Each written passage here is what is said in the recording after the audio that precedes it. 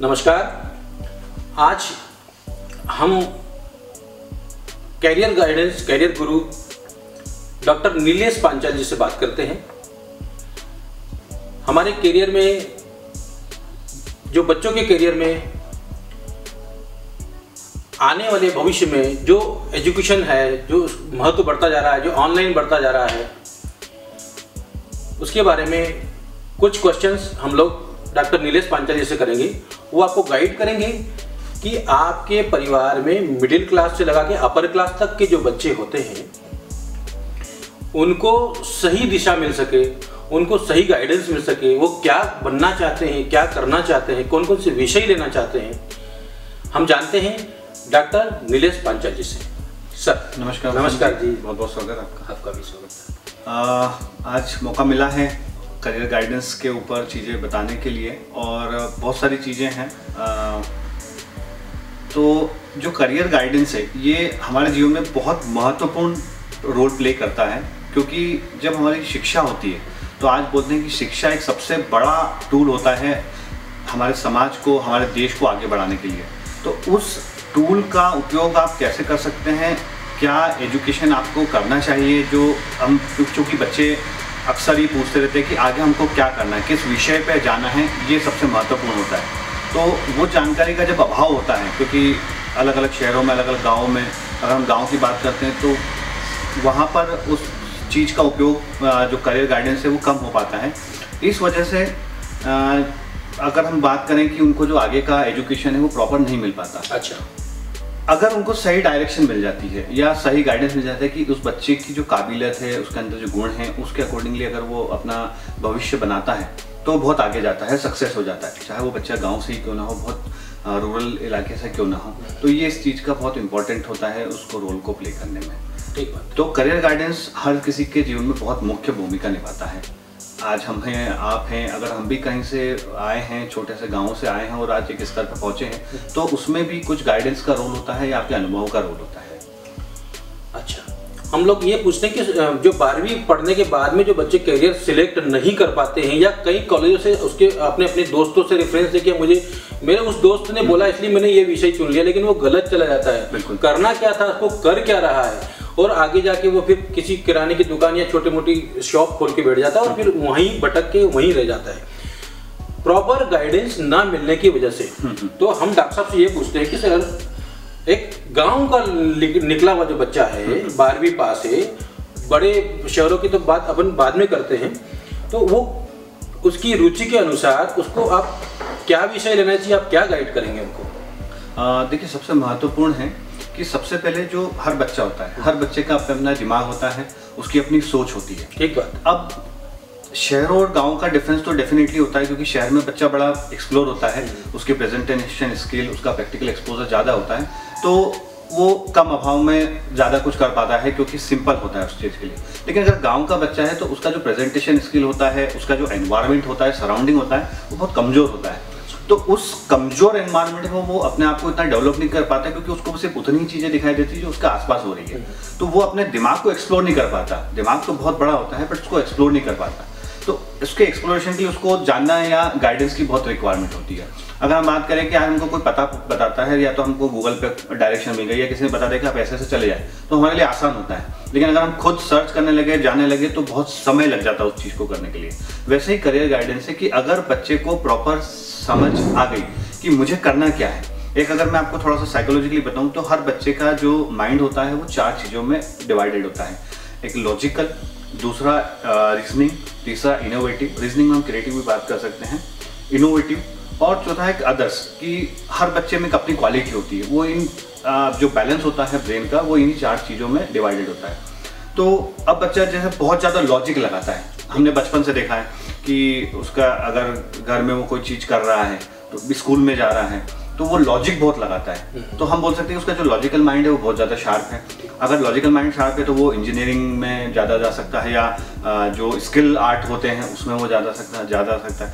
कई बच्चों को हम देखते हैं कि वो पढ़ाई लिखाई की उनकी रुचि थोड़ी कम होती है, लेकिन उनके जो आर्ट प्रेजेंटेशन होता है वो बड़ा माइंड बहुत क्रिएटिव होता है। मतलब आप सोच नहीं पाते पर वो इमेजिनेशन पे ही सारी चीज़ों का वर्क करता है। तो वहाँ पे उनका जो क्रिएटिव माइंड है वो बहुत स्ट्रॉन्ग होता है। तो हम ये बोल सकते हैं कि ये बच्चा अगर क्रिएटिव या मेकिंग में, ड्राइंग में, या जो interior fashion designing, product designing, इन कोर्सेज में जाता है तो बहुत ज़्यादा अच्छे से तरक्की कर सकता है। तीसरा हम बात करते हैं इनोवेटिव की।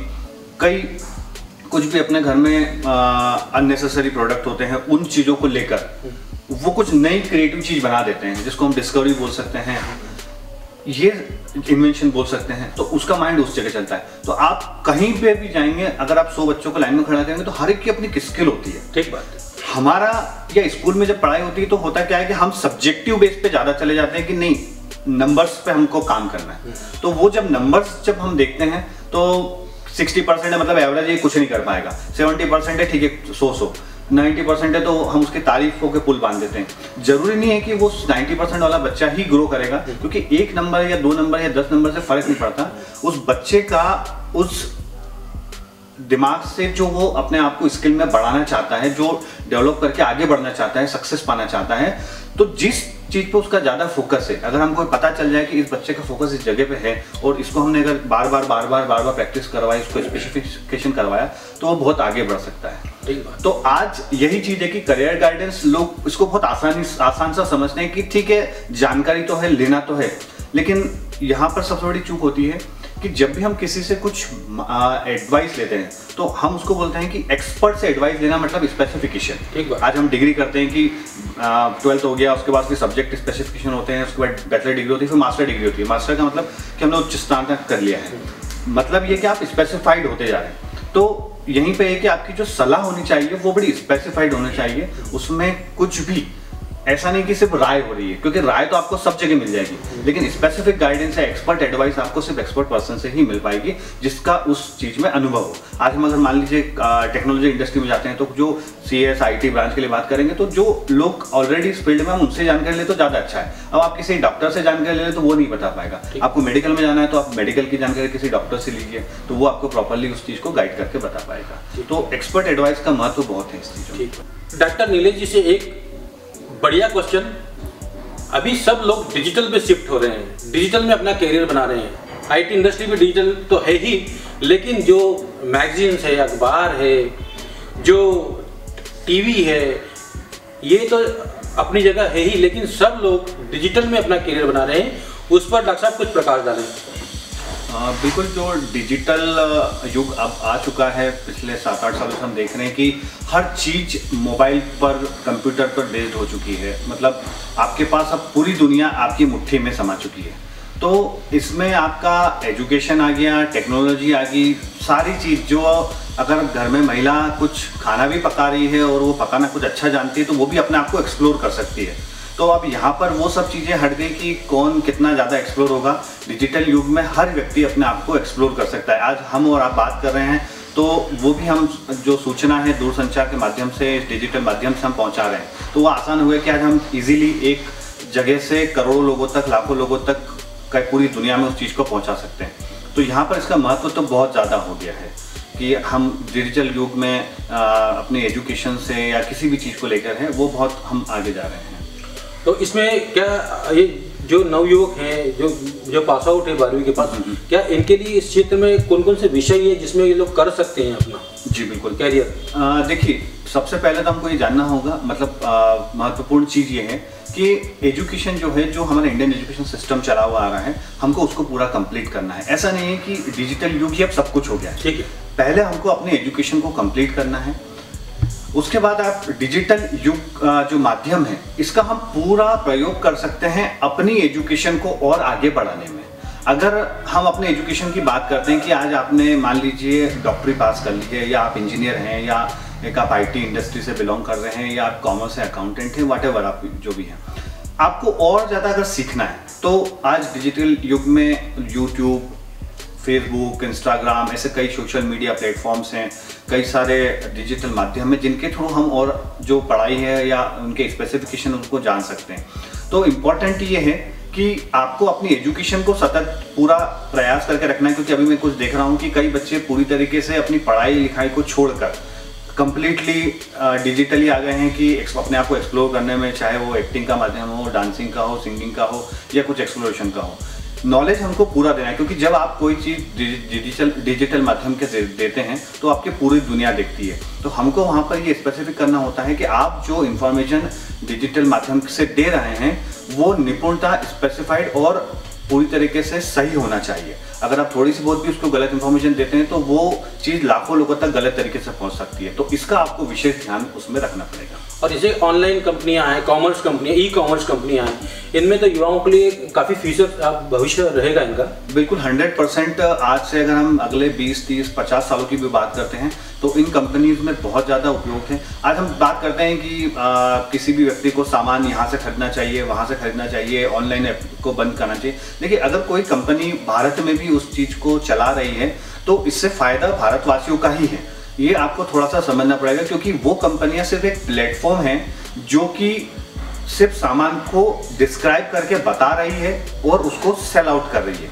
लेकिन जो सेलर्स हैं वो हमारे भारतीय ही हैं और हमारी दुकानों का ही सामान है जो वहां से उठता है और आपके पास ऑनलाइन पहुंचता है। तो एक थोड़ा सा बीच में ऐसा बहुत लोगों का गलत धारणा हुई थी कि जो छोटी दुकानें हैं वो चल नहीं रही है, लोग उनसे सामान नहीं खरीद रहे हैं, ऑनलाइन खरीद रहे हैं। ऐसा जो है ये थोड़ा सा गलत वे है। और अगर हम उसको सही तरीके से देखें, जितना ज़्यादा हम अगर डिजिटली अपने आप को ऑनलाइन लेकर आ रहे हैं, एक्सप्लोर कर रहे हैं, उतना ज़्यादा आप उस चीज़ में आगे बढ़ सकते हैं। और इन्फॉर्मेशन टेक्नोलॉजी जो है, बिल्कुल उसमें भी काफ़ी फीचर्स हैं अभी। बिल्कुल 100% इन्फॉर्मेशन टेक्नोलॉजी, क्योंकि आज हर व्यक्ति, चाहे वो छोटा सा गाँव से ही क्यों ना हो, अपनी चीज़ों को बेचने के लिए या उसको सेल करने के लिए या उसको बताने के लिए वो उसी माध्यम का उपयोग कर रहा है।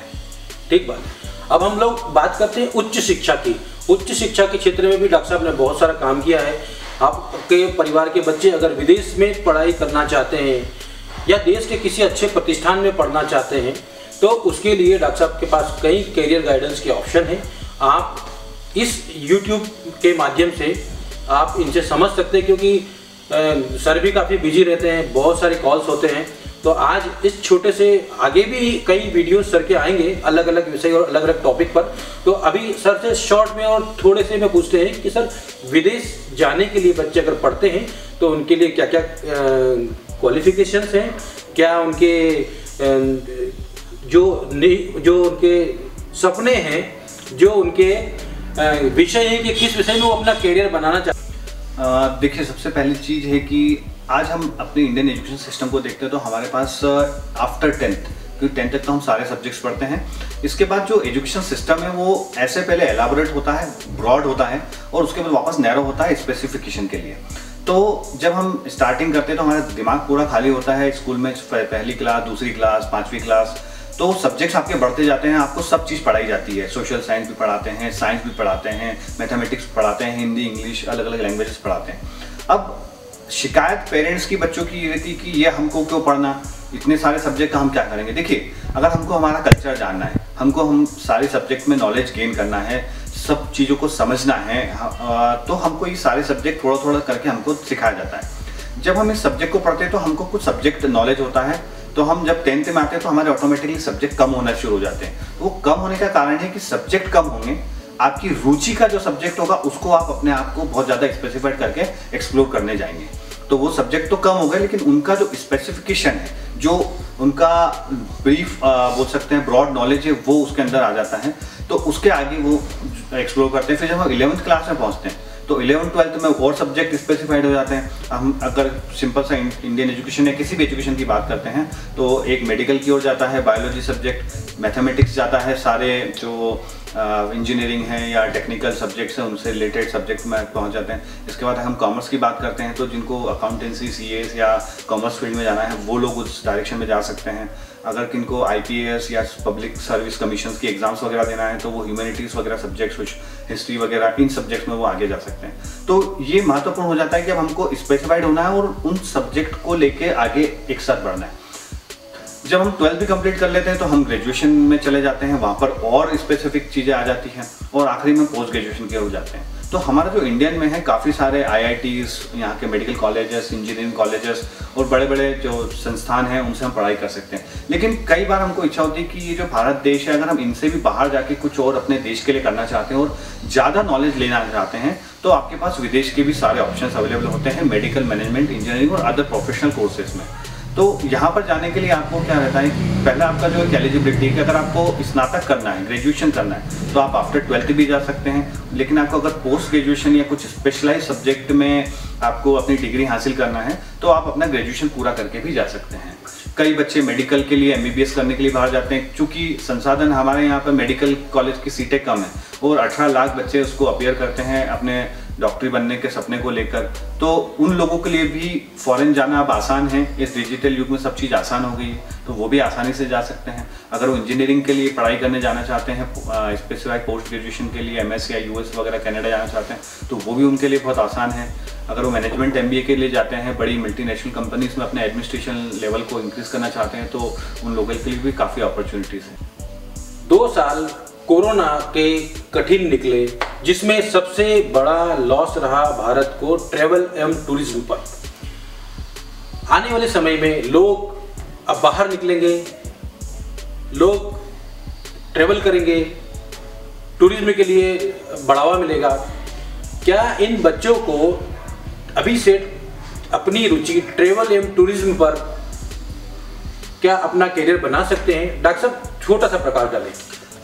बिल्कुल, आपने बहुत बढ़िया क्वेश्चन किया है कि ट्रैवल एंड टूरिज्म आज के युग में अगर आप देखते हैं, इतनी भागदौड़ वाली ज़िंदगी है, मोबाइल 24 घंटे हाथ में है, तो जो पहले वाली फीलिंग होती थी ना कि गवर्नमेंट जॉब लग जाए, 9 to 5 जॉब होगी, उसके बाद हम ख़त्म हो जाएंगे, मतलब घर आ जाएंगे और सब बढ़िया हो जाएगा। लेकिन अब अगर आप देखते हैं तो आप 24 आवर्स आपकी हर चीज़ से कनेक्टेड है। पहले बैंक जॉब को हम बहुत सेफ जॉब मानते थे कि बस सुबह 10 बजे जाना है, शाम को 4 बजे घर पे, लेकिन आज वही बैंक वाले जब आप देखेंगे तो वो सुबह 9 बजे आते हैं और रात को उनको 6 बज जाती है अपनी पूरी कंप्लीट चीज़ों को करने में। तो अब पहले जैसा आसान तो नहीं रहा, जीवन बहुत फ्रस्ट्रेटेड भी हो चुका है, लोग बहुत ज़्यादा अब काम को तवज्जो भी दे रहे हैं।